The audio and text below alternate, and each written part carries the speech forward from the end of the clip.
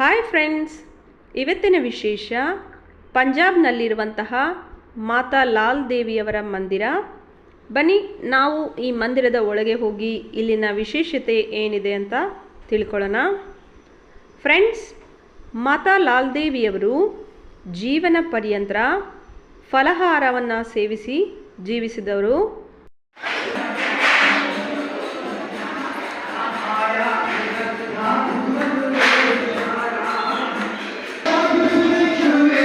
ನೋಡಿ, ಇವರೇ ಮಾತಾ ಲಾಲ್ ದೇವಿ.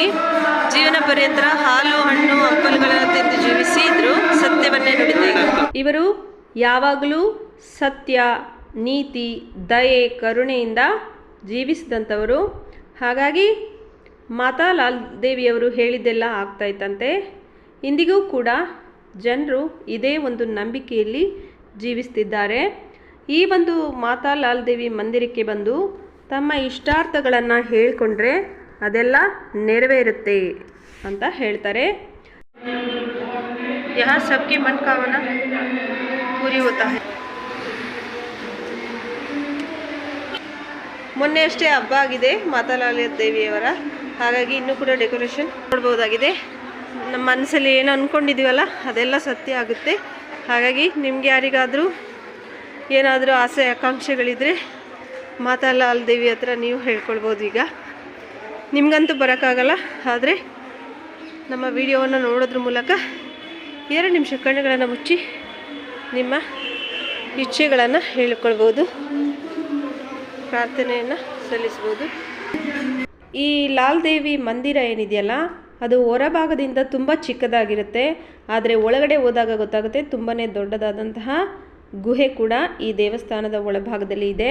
ನೋಡಿ, ಇದೇ ಗುಹೆ ಮಾತಾ ಲಾಲ್ ದೇವಿ ಜೀವಿಸಿದಂಥ ಗುಹೆ. ಯಾವ ರೀತಿ ಹೋಗೋದು ಅಂತ ತೋರಿಸ್ತೀವಿ. ಈ ಗುಹೆ ಒಳಗಡೆ ಈ ರೀತಿ ನುಗ್ಗಿನೇ ಹೋಗ್ಬೇಕಾಗುತ್ತೆ.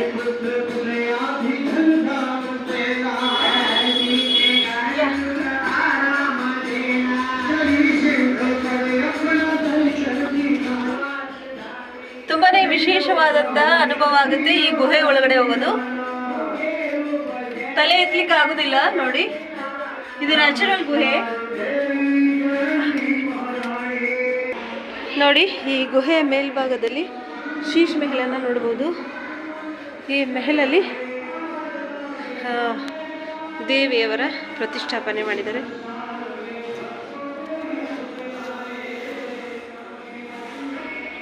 ತುಂಬನೇ ನೋಡಿ, ತುಂಬನೇ ಸುಂದರವಾದಂತಹ ತಮ್ಮ ಇಷ್ಟಾರ್ಥಗಳನ್ನು ನೆರವೇರಿಸಲಿ ಅಂತೇಳಿ ಈ ರೀತಿ ಕೆಂಪು ಬಟ್ಟೆಗಳನ್ನು ಕಟ್ಟಿದ್ದಾರೆ. ನೀವು ಮನಸ್ಸಲ್ಲೇ ನಿಮ್ಮ ಇಷ್ಟಾರ್ಥಗಳನ್ನು ಈ ದೇವಿಯ ಬಳಿಯಲ್ಲಿ ಹೇಳ್ಕೊಳ್ಬೋದು.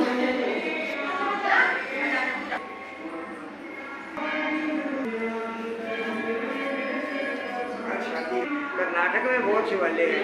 हाँ, शिवालय बहुत अच्छा है, बहुत अच्छा बना है. देखा है अभी अंदर?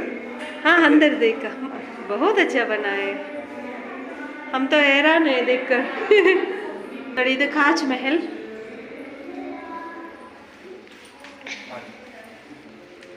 ತುಂಬ ಸುಂದರವಾದಂತಹ ಮಂದಿರ. 70 साल पुराना मंदिर है. 70 ವರ್ಷದ ಹಳೆಯ ದೇವಸ್ಥಾನ. ये तो गोल्डन टेंपल आए थे. हाँ हाँ हाँ, उसी समय पे. हाँ, हम Golden Temple. Golden Temple. Jallianwala Bagh देखा? हाँ, देखा. वो शाम को ना हाँ, जलियांवाला बाग पिक्चर दिखाते हैं. हाँ, ಎಷ್ಟು ಸುಂದರವಾದ ಪ್ರತಿಮೆ. बहुत इंटरेस्टिंग लगा. बाबूजी नहीं है? बाबूजी उधर है. हाँ, आगे आगे बढ़. छोटा बहू है ना? छोटा बेबी और एक ही. ठीक है. उसका बहुत लाल देवी के लिए बहुत विश्वास है. यहाँ से ना ऊपर करना सकते हैं. हाँ, ठीक है, शुक्रिया जी.